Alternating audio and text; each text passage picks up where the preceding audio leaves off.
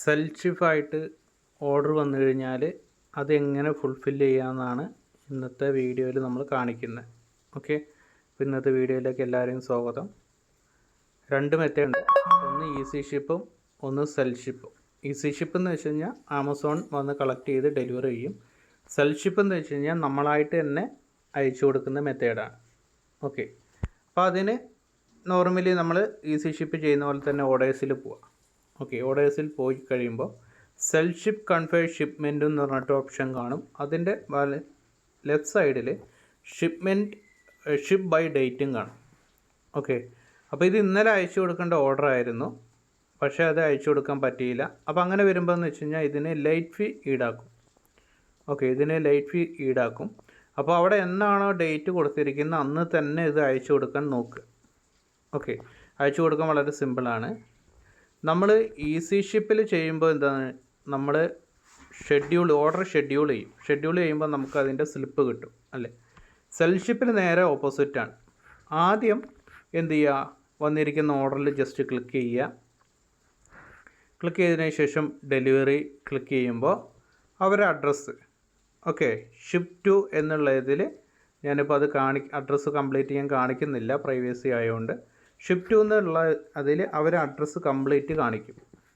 Okay, അപ്പോൾ ആ address എന്ത് ചെയ്യുക, ജസ്റ്റ് കോപ്പി ചെയ്തിട്ട് ഒന്നെങ്കിൽ DTDC, ഡൽഹി വെറി, ബ്ലൂ ഡാർട്ട് അതേപോലെയുള്ള കൊറിയർ ഉണ്ട്, അവർ റെക്കമെൻഡ് ചെയ്യുന്ന കൊറിയർ ഉണ്ട്, അതുവഴി ആദ്യം അയച്ചു കൊടുക്കണം. ഓക്കെ, നിങ്ങൾക്ക് അഡ്രസ്സ് കിട്ടണമെങ്കിൽ ഈ ഷിപ്പ് ടു എന്നുള്ളതിൽ ചെന്ന് കഴിഞ്ഞാൽ അഡ്രസ്സ് കംപ്ലീറ്റ് കിട്ടും. ഓക്കെ, ഞാൻ താഴേക്ക് സ്ക്രോൾ ചെയ്യാത്തതാണ്. അപ്പോൾ നിങ്ങൾ സ്ക്രോൾ ചെയ്യുമ്പോൾ നിങ്ങൾക്ക് കാണാൻ പറ്റും അഡ്രസ്സ് കംപ്ലീറ്റ് വിത്ത് ഫോൺ നമ്പർ. ഓക്കെ, അതെടുത്തിട്ട് എന്ത് ചെയ്യുക, നിങ്ങൾ ഏതെങ്കിലും കൊറിയർ വഴി അയയ്ക്കുക. അവർ റെക്കമെൻഡ് ചെയ്യുന്ന കുറച്ച് കൊറിയർ ഉണ്ട്, അതറിയണമെങ്കിൽ സെൽഷിപ്പ് എന്നുള്ള ഓപ്ഷൻ ക്ലിക്ക് ചെയ്യുക. ക്ലിക്ക് ചെയ്ത് കഴിയുമ്പോൾ ഇവിടെ സെലക്ട്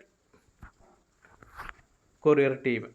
ഓക്കെ, അത് ഏതാണോ നിങ്ങൾ അയച്ചു കൊടുക്കാൻ ഉദ്ദേശിക്കുന്നത് അതെടുക്കുക. ഓക്കെ, ഇതിപ്പോൾ നമ്മൾ DTDCയിലാണ് അയച്ചു കൊടുത്തത്. ഓക്കെ, അയച്ചു കൊടുക്കാൻ ഉദ്ദേശിക്കുന്നതല്ല, ഓൾറെഡി അയച്ചു കൊടുത്തിരിക്കുന്നത്.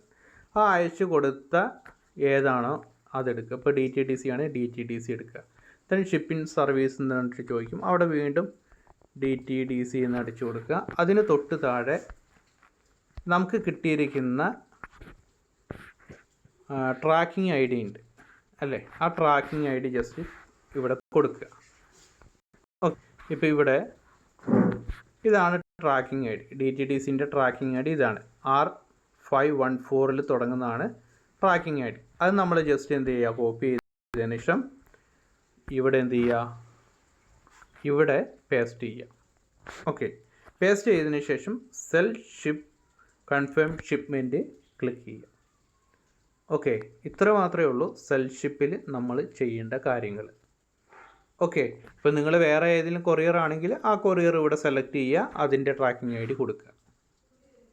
ഓക്കെ, അതിനുശേഷം സെൽഷിപ്പ് കൺഫേം ഷിപ്മെൻറ്റ് കൊടുക്കുക.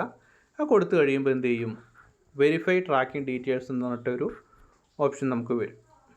ഇത്ര മാത്രമേ നമുക്ക് സെൽഷിപ്പിൽ ഒരു ഓർഡർ വന്നു കഴിഞ്ഞാൽ ചെയ്യേണ്ട കാര്യങ്ങൾ ഉള്ളൂ. ഓക്കെ, അപ്പോൾ ഇത് മനസ്സിലായി എന്ന് വിചാരിക്കുന്നു.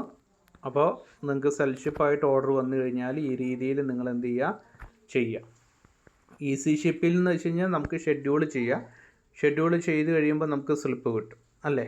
അപ്പോൾ സെൽഷിപ്പ് എന്ന് വെച്ച് കഴിഞ്ഞാൽ ആദ്യം തന്നെ അവർ അഡ്രസ്സൊക്കെ വെച്ചിട്ട് നിങ്ങൾ ഏതെങ്കിലും കൊറിയർ വഴി അയച്ചു കൊടുക്കുക. അയച്ചു കൊടുത്തതിന് ശേഷം നിങ്ങൾക്ക് എന്ത് ചെയ്യുക, അതിൻ്റെ ട്രാക്കിംഗ് ID കിട്ടും. ആ ട്രാക്കിംഗ് ID ഇവിടെ എൻ്റർ ചെയ്ത് കൊടുക്കുക.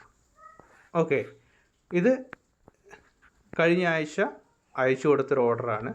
അപ്പോൾ അതിൻ്റെ ഇതിവിടെ നമുക്ക് ട്രാക്ക് ചെയ്യാൻ പറ്റും. ഓക്കെ, അപ്പോൾ ഇതാണ് നമ്മൾ ഇന്നത്തെ വീഡിയോ.